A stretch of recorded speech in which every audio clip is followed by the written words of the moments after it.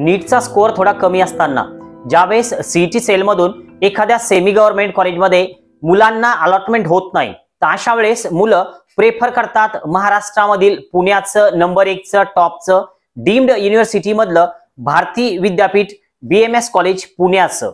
आता या कॉलेजमध्ये जर आपण एक विचार करायला गेलो, लोकेशन जे आहे तर पुणे रेल्वे स्टेशन पासून फक्त 10 किलोमीटर अंतरावर असलेलं हे कॉलेज आहे आणि या कॉलेजचं जे इनटेक आहे तर ते 100 सीट्सचं आहे आणि 100 सीट पैकी 85% ज्या सीट्स आहेत तर त्या राऊंड मधून भरल्या जातात, राहिलेल्या 15 सुद्धा राऊंड मधूनच भरल्या जातात, पण त्या NRI साठी राखीव असतात 15 सीट्स।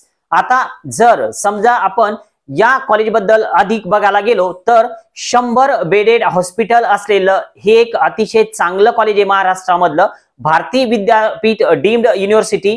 आता जर समजा या कॉलेजमध्ये आपल्याला जर ऍडमिशन करायची असेल तर ऍडमिशन प्रक्रिया नेमकी कशी चालते, तर मित्रांनो तुम्हाला जे इलिजिबिलिटी क्रायटेरिया आहे तर तो सुरुवातीला कंप्लीट करावा लागेल।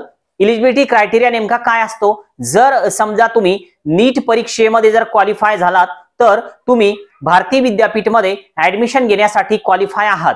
आता 12वीच्या पर्सेंटेजचं नेमकं काय, तर 12वी मध्ये तुम्हाला PCB फिजिक्स केमिस्ट्री बायो या 3 विषयामध्ये तुम्ही जर कॅटेगरीमध्ये येत असाल तर 120 प्लस स्कोअर यायला पाहिजे तिन्ही विषयाचा, फिजिक्स केमिस्ट्री बायोचा। आणि जर समजा तुम्ही ओपन मध्ये असाल तर तुमचा स्कोअर हा 150 प्लस असायला पाहिजे ओपन साठी, 12वीचा क्रायटेरिया। आणि नीटमध्ये तुम्ही क्वालिफाय असायला पाहिजे। दरवर्षी नीटचा क्वालिफाईंग क्रायटेरिया हा चेंज होतो।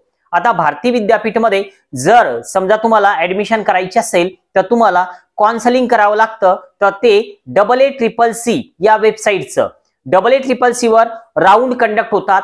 यासाठी तुम्हाला AACCCचं रजिस्ट्रेशन करावं लागेल आणि 50,000 रुपये एवढं सिक्युरिटी डिपॉझिट सुद्धा त्या वेबसाईटवर तुम्हाला ऑनलाईन पे करावं लागतं।